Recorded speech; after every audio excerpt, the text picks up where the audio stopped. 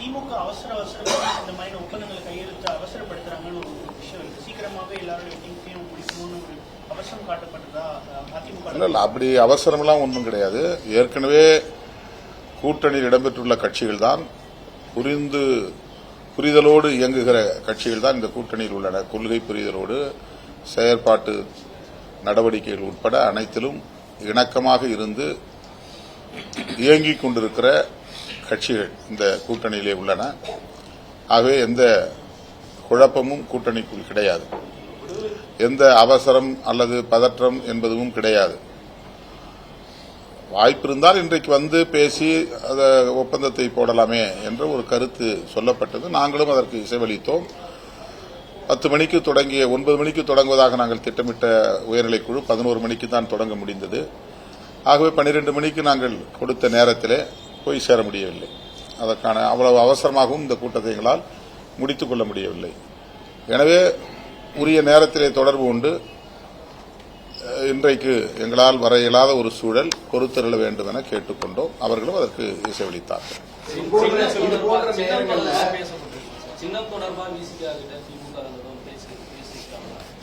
அதெல்லாம் இப்ப ஒன்றும் பேசல. அன்னைக்கு சொன்னதுதான் அது. அதோடு நாங்க பதில் சொல்லிட்டு வந்துட்டோம்.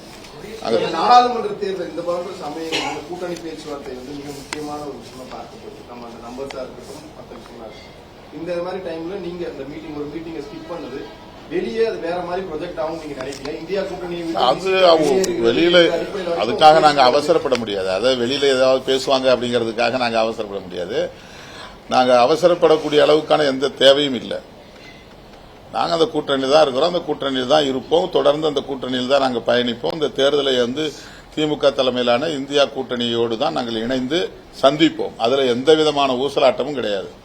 எங்களுக்கு மாற்று சிந்தனை என்பது கிடையாது, அல்லது மறைமுக அழுத்தம் கொடுக்க வேண்டும் என்கிற தேவையில்லை. எங்களுக்கு உரிமை இருக்கிறது. எங்களுக்கு கூடுதலான தொகுதியை கொடுங்கள் என்று கேட்பதற்கான தேவையும் இருக்கிறது. கேட்கிறோம். கேட்பது என்பது வேறு. இந்த உயர்நிலைக்குழு கூட்டத்தை நடத்துவது அல்லது இன்றைக்கு போக முடியாமல் ஒரு நிலை உருவானது. இது எதற்கும் யூகங்களுக்கு இடம் இல்லை. அழுகிற குழந்தைக்கு தான் முதல்ல பால் கிடைக்கும் அப்படின்னு சொல்லுவாங்க. அந்த மாதிரி தற்போது அமைதியான முறையில் அடம் பிடிக்க தொடங்கியிருக்காங்க. அது ஊடகங்கள் எப்படி வேண்டுமானாலும் ஊகம் செய்து கொள்ளலாம்.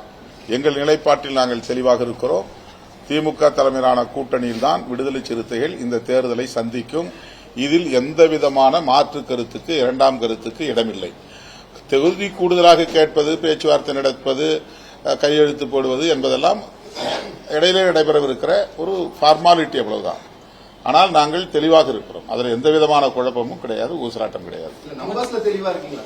நம்ம கேட்போம். கடைசி வரை நாங்கள் கேட்போம். 4 குடுங்க கேட்போம், 3 குடும்பம் கேட்போம்.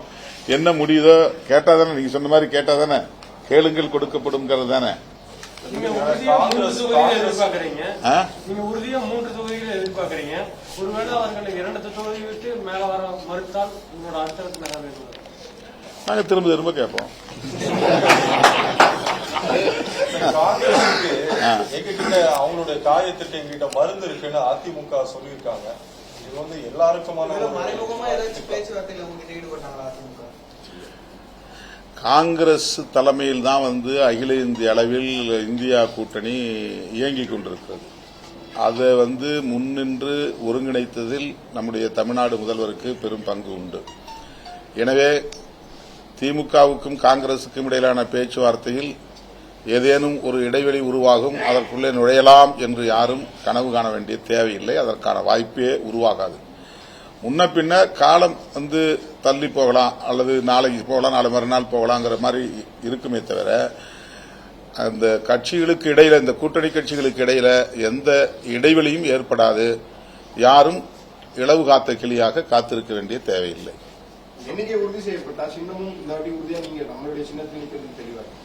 நாங்க 2006 இருந்து தொடர்ந்து தனிச்சின்னத்தில் தான் நின்றுட்டு இருக்கிறோம். அதனால தனிச்சின்னங்கிறது எங்களுக்கு ஒரு பிரச்சனை இல்லை. இந்த தேர்தலையும் அது பிரச்சனையா இருக்காது.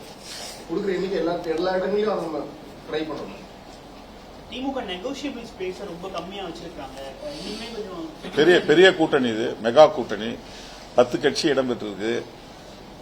அந்த இடத்துல நாங்க இருந்தாலும் அப்படிதானே. அதுலதான் விடுதலை சிறுத்தைகளுக்கு 3 இடம் கொடுத்தா மற்ற கட்சி தேர்தலா இந்த கூட்டணி தொடர்ச்சியா நீடிச்சுதான் வருது. நான் ஏற்கனவே இருந்ததான புதுசா யாரும் வரல. சோ அதுக்குள்ள தொகுதிகள் ஃபைனலைஸ் பண்றதுல ஒரு டிலே ஆகுது அப்படின்னு நான் பாக்குறேன். அடுத்த முறை தமிழ்நாட்டில் 60 தொகுதியா உயர்த்த சொல்லி கேட்போம்.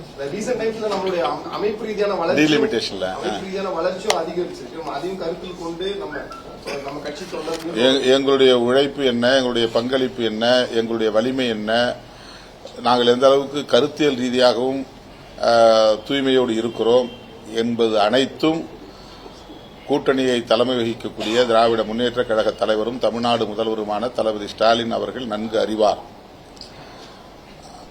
அந்த அடிப்படையில் எங்களை அங்கீகரிக்க வேண்டும் என்று நாங்கள் கோரிக்கை விடுப்பதில் உள்ள நியாயத்தையும் அவர் உணர்வார். இதெல்லாம் பரஸ்பரம் நாங்கள் 2 தரப்புலையும் அவங்களுடைய கஷ்டங்கள் என்னங்கிறது எங்களுக்கு தெரியும், எங்களுடைய தேவை என்னங்கிறது அவங்களுக்கு தெரியும். இந்த பரஸ்பர புரிதலில் ஒப்பந்தம் உருவாகும். கொடுத்தாங்கன்னா மகிழ்ச்சி ஒரு சொல்றேன். கஷ்டப்பட்டிருக்கோம், அவ்வளவு கஷ்டம். முதல்ல உங்களுக்கு தான் சொல்லுவோம், கூடுதலா கொடுத்தா பரஸ்பர புரிதல் இந்த பேச்சுவார்த்தையில இல்ல அப்படின்றதான் கூட்டணி கட்சிகள் பெருவாக பாக்குறாங்க. நீங்களும் கூடுதல் இடம் கேட்கிறீங்க. எப்போதுமே தேர்தல் நேரத்தில் பேச்சுவார்த்தை நடக்கும்போது கூட்டணி கட்சிகளுக்கு இடையில இந்த மாதிரியான ஒரு இது இருக்கத்தான் செய்யும். இது அதனால எந்த விதமான பாதிப்பும் கூட்டணிக்கு ஏற்படாது. இந்த முறை ரொம்ப அது நெருக்கமா இருக்கிறது தான் பார்க்கப்படுது. வழக்கம் போல நம்ம ஒரு சரி ஓகே கேட்போம் கொடுப்பாங்கன்ற மைண்ட் செட்ல அந்த கட்சிகள் அணுகும். பட் இந்த முறை இதுவரை என்னன்னா பாஜக தரப்புல அமைதியா இருக்காங்க, அதிமுக தரப்புல ஒண்ணுமே இல்லாம செயலிழந்து கிடக்குறாங்க.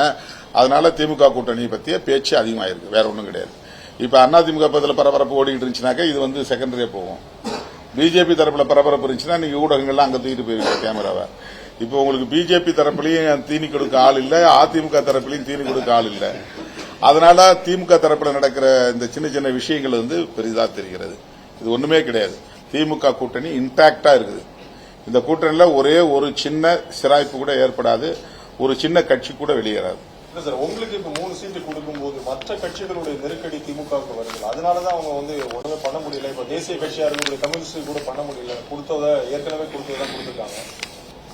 அதுதாங்க அவங்களுடைய சக்திக்கு அவங்க என்ன சொல்லணுமோ சொல்லட்டும். எங்க சக்திக்கு நாங்க என்ன கேட்கிறோமோ கேட்போம். எப்படியா இருந்தாலும் சுமூகமான தீர்வு எட்டும். இறுதி ஒப்பந்தம் கையெழுத்தாக்கு முன்னாடியே நான் சிதம்பரத்தில் போட்டிடுறேன் அண்மையில நீங்க சொல்லியிருந்தீங்க. ஒப்பந்தம் கையெழுத்தாக்கு முன்னாடி அந்த அறிவிப்பு அது ஒன்றும் தப்பு கிடையாது. நான் வழக்கமா நிக்கிற தொகுதி 5 முறை நான் நின்று இருக்கிறேன். அதை தான் கேட்டு போயிருவேன், அதை தான் கொடுப்பாங்க. அந்த நம்பிக்கை தான். இதுல என்ன இதுல ஒரு வயலேஷன் கிடையாது.